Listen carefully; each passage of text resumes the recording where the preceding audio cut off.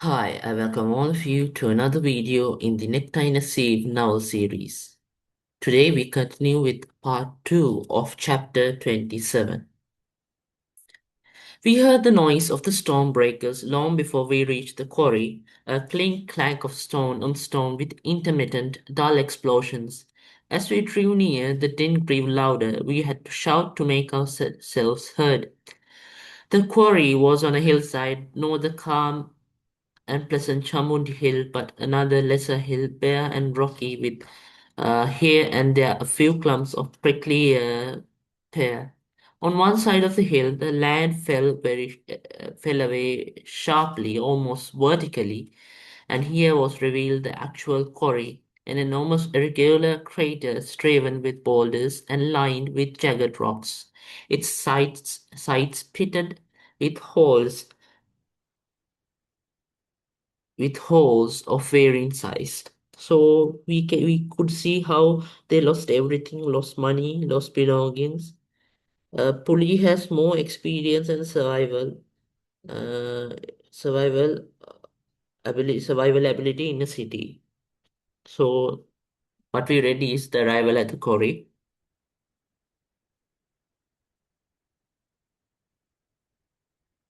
People were everywhere. Some working in the quarry itself, others scattered about the hillside, the hefty among the men splitting boulders. The women and children chipping fragments of the larger stones, movement everywhere, a myriad arms or any different arms, rising and falling, hands flaying, backs bending and straightening in a relentless rhythm. At intervals, I observed a red flag being hoisted, which seemed to be some sort of danger signal for those working in the vicinity. For those working in the vicinity immediately dispersed to waiting at a safe distance. A shrill whistle also blew as a warning to those who had not seen or who were disregarded. The red flag, and within a few seconds followed the explosions we had heard when approaching the quarry. The sheet rock is blasted by gunpowder, fully explained. The municipality sent special men to do that, but the other work cannot be done by anyone. So it seemed there were all ages and sizes here, but we were at a loss where to begin. Begin here, police said. It is some way from the quarry where most of the blasting is done, and you won't have to run so often. He sat himself down, keeping a watchful eye on us. I have never done this kind of work before, I said uncertainly. I hardly know. Oh, it is simple. You merely hammer the stones until they break. The only thing is you must get them in the right size. See that pile there? He pointed to a heap of stones, most of which were about the size of a child's fist. Try and get them like that.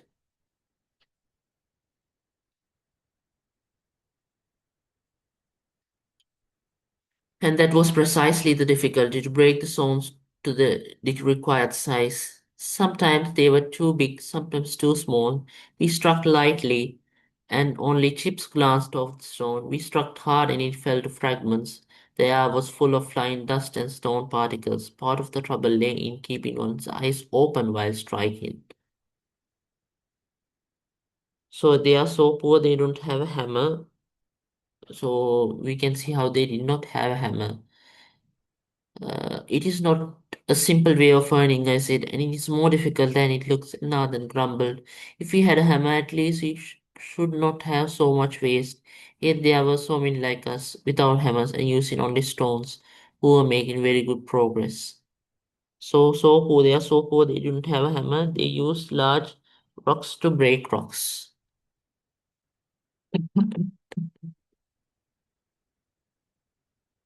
Once or twice I stopped watch, admiring and envious while the stones broke obediently to the right size until under their skillful blows, and the knobbly heaves grew before them grew. Only once were we disturbed by blasting near us.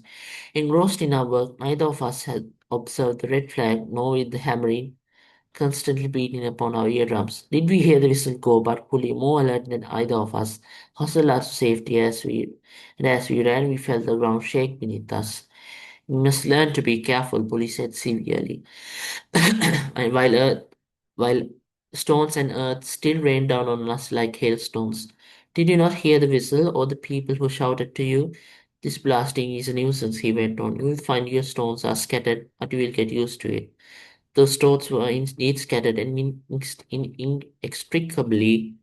uh, inextricably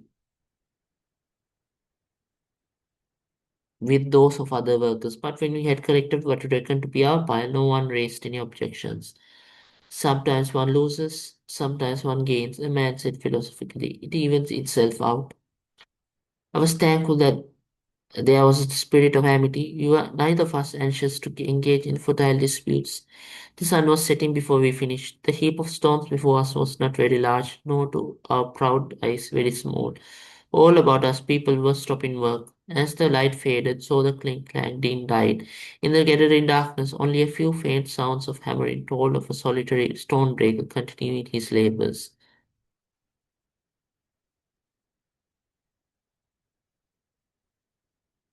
So the amity means the friendliness. I turned to the boy beside us. Well, what now? Who pays us? You must get a sack first, he replied. Your husband had better wait here while we are gone. Come, I'll show you the overseer's hut. I followed him. The hillside was full of moving people, some carrying laden sacks, others with wicker baskets on their shoulders, which creaked with the weight of the stones, some of which tumbled from holes in the loosely woven wicker. The overseer's hut was built some distance away from the quarry, a small affair with thatched roof and pressed fibre walls. The two doors, one at either end, were both open. A long line of people were moving in slowly at one. From the other, people were coming away not with sacks but with money. I joined the line empty-handed. Puli was standing some distance away from somewhere. He had produced a begging bowl, which he held in the crook of his elbow while he displayed his mutilated hands to the passers-by. He had altered his voice, I noticed, making it weak and query, while he uttered his sing-song plea. Take pity on an orphan child, take pity. Wrong place, I thought. Only the poor come here. But to my astonishment, I saw one of the or two had dropped piously into his bowl. Soon he was able to rattle it, thus attracting even more attention. The line was moving slowly forward. I shuffled along with it. The man behind me was laden with two baskets. He kept prodding me with them until at last turned around in irritation. Then I saw he was a very old man. The load he carried kept slipping over his lean shanks, and every time he hitched the baskets up, they bumped against me. My irritation vanished. You must have been busy today, I see, I said. No more than usual. I generally manage two baskets. We were two, I confess, but I doubt whether we have filled even one. You will work fast when you are used to it. You are new, are you not? Yes, first time we have been. I thought so, he nodded. So we can see how Nathan and Rukmini tried hard to survive. You ought to collect your sack as soon as you get here, otherwise there's a long wait, and then you have to come back and wait again. I thanked him, feeling surprised that Puli had not known. He was so competent in this way. Then I remembered myself that despite his airs, he was only a child. My turn, I entered. A man was sitting on the floor, writing on a small raised wooden board resting on bricks before him. How many? He did not raise only eyes, one only. He entered something in a book and reached for some coins. Then he looked up. Where is your sack? I have not one. I have just come for it. I stammered. Why did you not ask for it in the first place? He said crossly. I tried to get money for nothing. He pointed the coins back on the pile, took a basket from those stacked before him. Here are you, no sacks left, and hurry up as you won't be paid tonight. I took it and ran to the other, breathless with haste. We filled the basket and was back while the line of waiters still stretched before the hut. Two sacks, 1 rupee. Three sacks, 1/8. The overseer voice kept calling, monotonous, slight wearing. Stooping, I placed my basket in front of him. One sack, 8 annas, he called. Then impatiently, out in his rhythm, not there, behind with the others. I put the basket alongside the others. Now at last I was to be paid. He took out the money, 2 coins, each a 4 anna piece, dropped them in my palm. Now the most 18, eager and impatient. How much? 8 annas. So they were quite surprised and they were happy. We looked at each other, smiling, jubilant. We shall soon be home, Nathan said softly. Think of it. It seemed natural that we should wait for Puli, and sure enough, he joined us a few minutes later. The boy had attached to us of his own accord, and now both of us took it for granted he would remain. Well, I said as I came up. How did you fare? I saw you were busy. Not well at all, he replied dolefully, while sadly holding out one anna. That is all I got for my pains. I myself had heard the rattling of many more coins, and apparently so had Nathan. You must be very clever, he said, ready to make so much clutter with only one coin. There was a silence, then Polly recovered himself. Ah, that. True, they were the coins, but they were pies. I have exchanged them for this one Anna. He was an artful child in many ways, and more than a match for us. So returning to the village, to fields, to lands, to their familiar setting becomes the new purpose of the lives of Rukmani and Nathan. So Puli was not a child from the village, but from the city, therefore smart. We can see how it was. So it is very ironical where Nathan said softly like they would soon be home because actually Nathan dies in the end. Each day Puli accompanied us to the quarry, usually remaining with us while we worked and always returning with us to the temple.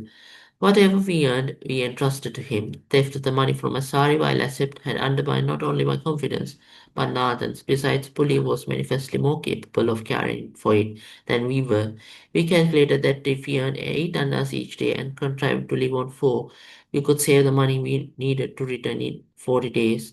At any rate, within 2 months, said Nathan, allowing for everything. He turned to Puli, who had bought some marbles which he was tossing up and down his begging bowl, being unable to use them in any other way. What of you? Will you come with us? The boy stared. The thought of leaving the city seemed to shock him. He shook his head. No, I do not want to go to your village. It is much nicer than here, said Nathan enticingly. So attractively, he said. Very attractively, he said. More peaceful with green fields and open air. And when the paddy is ripe, ah, such a sight as you have never seen. And what would I do there? Said Polly contemptuously. In these green fields of yours, I know nothing about. What is more, they are not even yours. Do you want me to starve with you? You are right, Nan said sadly. We have nothing to offer you. I do not know why you would want to return, Polly continued. You have told me yourself you had no land. What will you live on? We ourselves did not know. We had left because we had nothing to live on, and if we went back, it was only because there was nothing here either. We ate.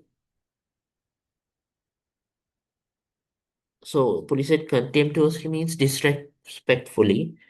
And do you want me to start with you? It is sharp, shrewd, and intelligent.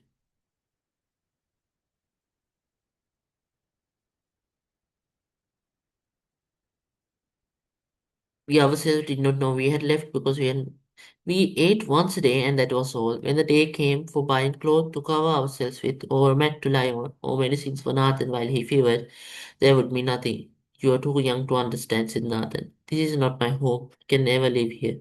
He took him. I came because I was forced and believe in my son lived here. Now he has gone and none knows where. I must return to my youngest son. He will somehow support us. Are you sure? Said the ruthless child. You are too old to keep traveling up and down. At least, said Nathan, I shall be where I was born and bred. This city is no place for me. I'm lost in it. And I'm too old to learn to like it. He changed the subject. How will you fare when we go? As I did before you came, said Polly indifferently. We beg and work sometimes and filch from stalls when we can. I and the other boys. I know every street and alley, he added proudly. I have been chased often, but I have never been caught. Now, if I came to your village, I would know neither where to hide nor where to seek. No, no, I will not leave. We did not try to dissuade him, although the thought of going without him was saddening. In the short time he had spent with us, we had come to be curiously dependent on the boy, respecting his independent spirit as much as his considerable knowledge of the city and its many kinds of people. Yet I thought, what I did not wish to think of the time when the disease that had claimed his fingers would creep up, eating away his limbs, or attack some other part, his feet. So Rukmini was worried that by the time they went, the disease would spread to other parts of the body. What then of this bright, fearless child who boasted that he stood alone? There is a limit to the achievements of human courage. So we can see the life of street urchins in this. And with the, and as a conclusion, we can in this chapter, we can say that about the struggles that Rukmani and Nathan underwent in the city, how they engaged in physical labor in order to earn money to go back to the village, and about their toils and hard work. And in the next video, we'll start with chapter 28. So thank you for listening. Do subscribe to my channel, share this video, like my video, and click the bell icon for more notifications. Thank you.